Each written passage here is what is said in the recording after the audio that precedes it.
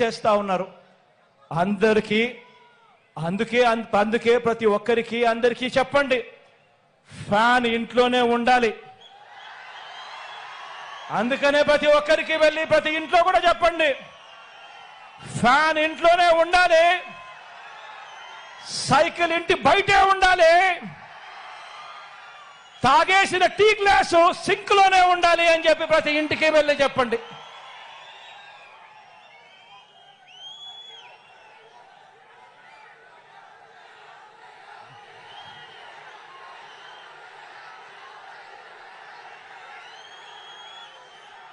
ప్రతి ఒక్కరూ ఆలోచన చేయండి, ప్రతి ఇంటికి వెళ్ళి చెప్పండి.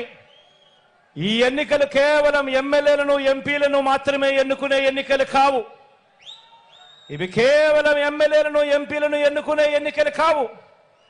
ఈ ఎన్నికలు మీ ఓటు పేదల భవిష్యత్ ఈ ఎన్నికల మీద ఆధారపడి ఉంది.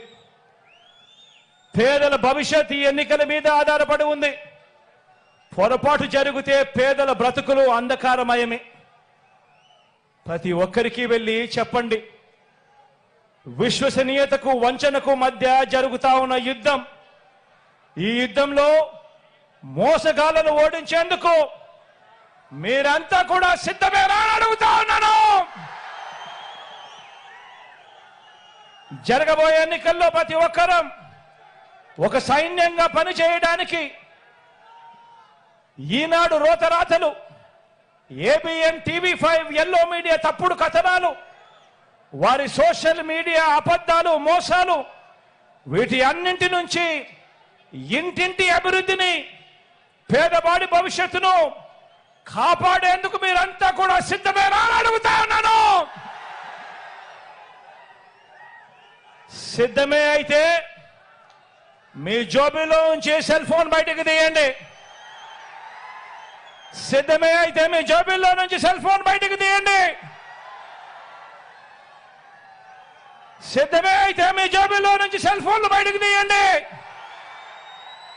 సెల్ ఫోన్లోని టార్చ్ లైట్ ఆన్ చేయండి. సెల్ ఫోన్లోని టార్చ్ బటన్ ఆన్ చేయండి. సెల్ ఫోన్ చేతికి తీసుకోండి.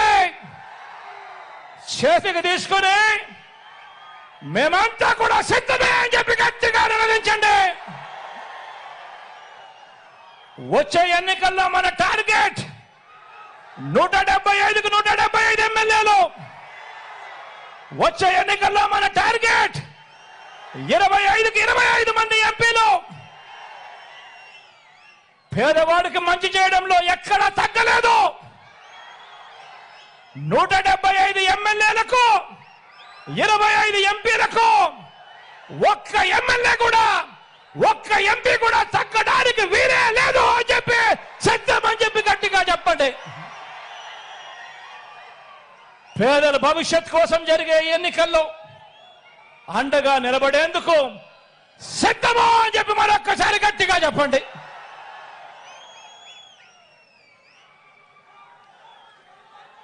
దేవుడి దయ, ప్రజలందరి చల్లని దీవెనలతో కేవలం మరో 2 నెలల్లోగా, మరో 5 ఏళ్లు ప్రజలు మెచ్చిన పాలన అందించేందుకు మీ జగననే నేను సిద్ధం. మరి మీరు సిద్ధమేనా అని అడుగుతా ఉన్నాను.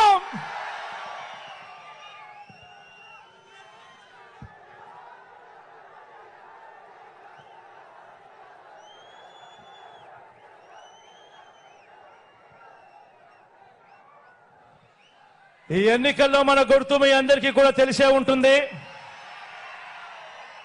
ఈ ఎన్నికల్లో మన గుర్తు ఫ్యాను. మీ అందరికీ తెలిసిన గుర్తే. ఈరోజు ఈ వేదికపై ఉన్న ఎంపీగా నిలబడతా ఉన్న నా తమ్ముడు అవినాష్ రెడ్డి నా పక్కనే ఉన్నాడు. అదేవిధంగా 7 మంది ఎమ్మెల్యే అభ్యర్థులు కూడా నా పక్కనే ఇక్కడే ఉన్నారు. ఇదే ప్రొద్దుటూరు అభ్యర్థిగా నా సోదరుడు ప్రసాద్ నా పక్కనే ఉన్నాడు. కమలాపురం అభ్యర్థిగా మీ అందరికీ పరిచయస్తుడు నేను కూడా ముద్దుగా మామ అంటాను. కమలాపురం ఎమ్మెల్యే గారు